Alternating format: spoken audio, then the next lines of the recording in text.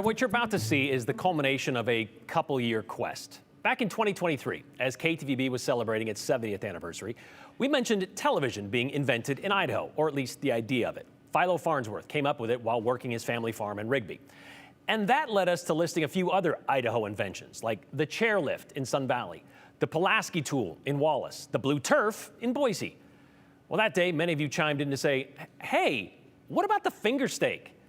Well, for those folks and those newcomers who have no idea what we're talking about, here's the story of finger steaks, which isn't as clear-cut as you might think.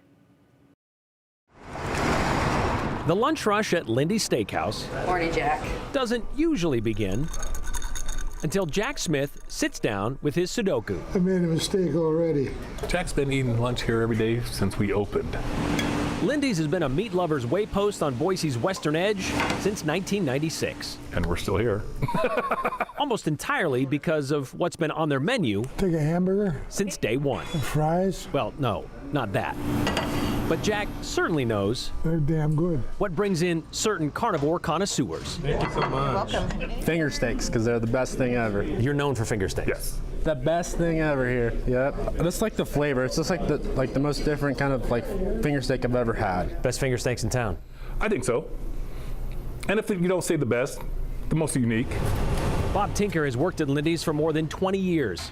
Best way to describe it, think of a chicken strip, but with beef. And now think of the most flavorful, tender chicken fried steak you've ever had, cut into strips. French fries, side salad. Bob says it's the most ordered item in the restaurant by far. We sell 3 to 4 orders of finger steaks to 1 order of anything else. Is it an original recipe? Yes. It's just not the original recipe. No. It's an origin story That's the number one. most people seem to already know. It's a local legend. Yeah. Oh, I forget the name of the place. That was the torch. The torch. The torch. Yep. Most, but, The torch? well, not Really? You didn't know that? No. Everyone. For real? Yeah. No, they're not. Yeah, What's wrong with the torch? Nothing. they are. You love the torch? For real. No. Now, many of you may be thinking the same thing as Anthony, and maybe you're just as embarrassed. And that's probably because the menu at the Torch these days is focused on certain other body parts. And while the building under the blaze will always be known as where finger steaks began, who fried that first finger continues to be a controversy. That was back, what, in the 50s, 60s? Actually, the story goes back to the 1940s, when the Torch was already a fixture on the west side of town. Also a fixture around town, local landlord Floyd Johnson. When I was a kid, I grew up riding around with him in the old bright red Chrysler collecting rent. That is Floyd Johnson's granddaughter, Shelley. She says her grandfather also had slot machines scattered from North Idaho to Las Vegas, which meant he put a lot of miles on that Chrysler collecting cash.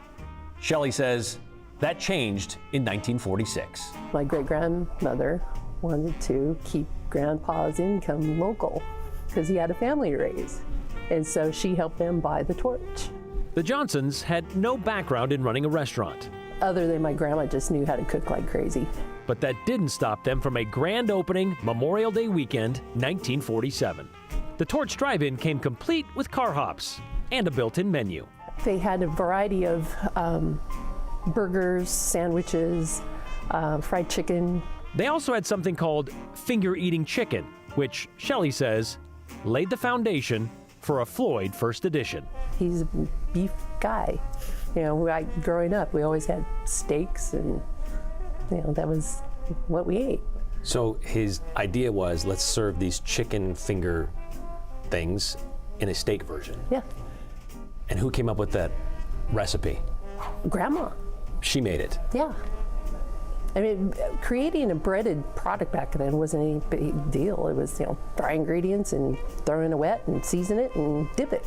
Was there a recipe for it? Yes, I have her old recipe book from when she cooked at the Torch. Is it in there? Yes. Shelley says the success of the cafe led to adding a dining room and bar in 1949. Then the name was officially changed to the Torch Lounge in 1951. Shelley says she's confident the idea of finger steaks sparked to the Torch in the late 1940s because, well, her grandmother, Shorty, stopped working there full-time in 1953 to raise her kids.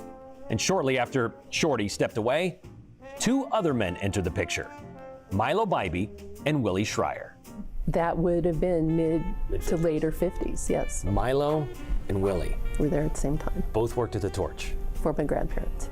Both Milo and Willie worked in the kitchen as cooks, Shelley says. And this is where we find the first fork in the finger steak origin story.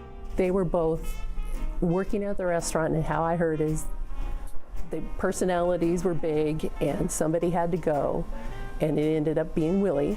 You see, Willie Schreier left the Torch in 1959 to start the Stagecoach. But according to the restaurant's website, while Willie owned and operated the Torch, he created an Idaho original, finger steaks. Not exactly so, says Shelley. While Willie may have operated the Torch for a short time in the late 50s, finger steaks wasn't just a wonder of Willie. Did he have anything to do with the development of finger steaks at the Torch? I think they all did. Wait, they all did? I think they all did. That's because there's actually another claim to this creation. My name is Valerie BBY.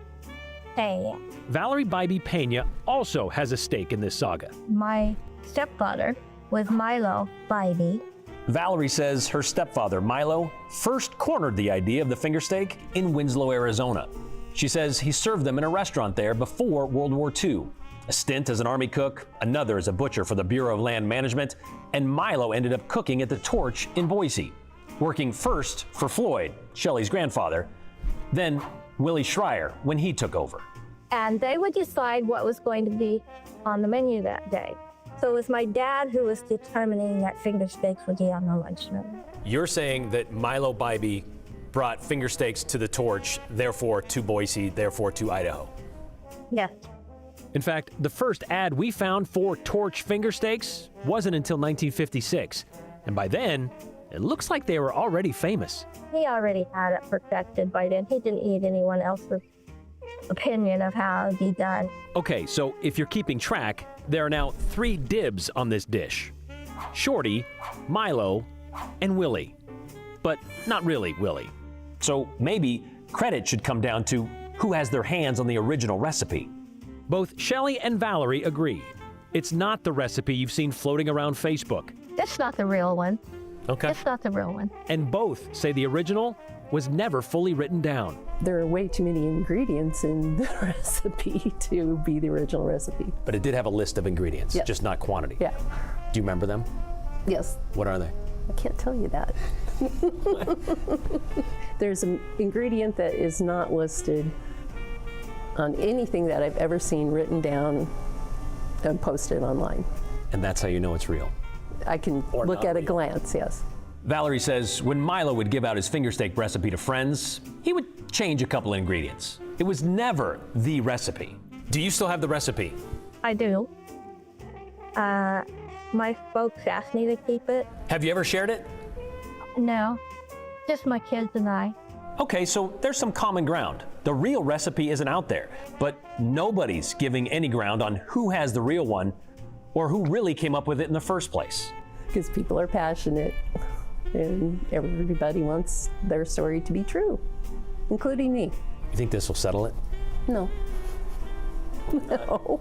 So whether your story, it was Milo BBY, that's the story you're sticking with. Oh, I'm sticking with it. I lived it. Or, but this is the real story, Yes. it was Shorty Johnson, It's my story. It's my family's story.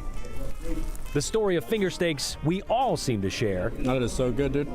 It's an Idaho thing, kind of like fry sauce. Don't even start with fry sauce. Because we all know fry sauce started in Utah, right? We all know this. Anyway, well, the Torch didn't become the Torch as we know it today until 1983, according to business filings with the Secretary of State. However, Shelley told us the property stayed with her family until 2017 when her uncle Rod Johnson sold it to the current owner, that'd be Mans Montgomery. Which brings us to another legend linked to the finger steak saga. When Mans moved into the Torch in the 80s, allegedly, there was a finger steak recipe just kind of pinned to the wall in the kitchen.